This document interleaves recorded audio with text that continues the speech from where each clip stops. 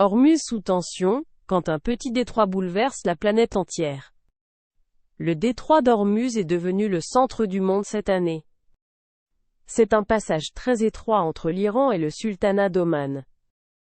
Normalement, beaucoup de bateaux passent par là chaque jour. Avant la guerre, il y avait environ 138 navires par jour. Ces bateaux transportent du pétrole et du gaz vers tous les continents. 25% du pétrole maritime du monde passe par Hormuz. Et 20% du gaz aussi. C'est énorme. Tout a commencé le 28 février 2026. Les États-Unis et Israël ont lancé une guerre aérienne contre l'Iran. Ils ont attaqué et tué le chef de l'Iran, Ali Khamenei. C'est un événement très grave pour la région. L'Iran a réagi très rapidement à cette attaque. Les gardiens de la révolution ont pris le contrôle du détroit. Ils ont placé des mines dans la mer. C'est très dangereux pour les bateaux. Ils ont aussi attaqué des navires commerciaux. Au début du mois de mai, un navire a été saisi près des Émirats arabes unis.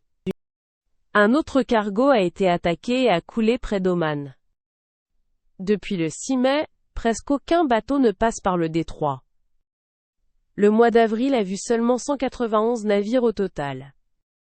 C'est une baisse historique, la pire depuis les années 70.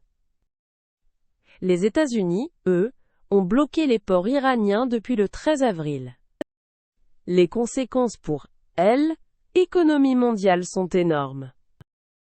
Le prix du pétrole a fait sa plus grande hausse mensuelle de l'histoire en mars. L'Europe achète maintenant beaucoup de gaz à la Russie, surtout du projet Yamal en Arctique. C'est un grand changement géopolitique. Les Nations Unies demandent une désescalade urgente.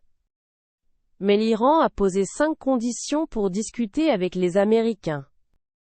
Téhéran veut des réparations pour la guerre. Et l'Iran demande aussi qu'on reconnaisse sa souveraineté sur Hormuz. 37 tankers iraniens chargés de pétrole attendent dans le Golfe. Quelques bateaux non iraniens ont réussi à passer 19 depuis le 1er mars. Mais la situation reste très instable et imprévisible. Le monde retient son souffle. Espérons un retour rapide à la paix.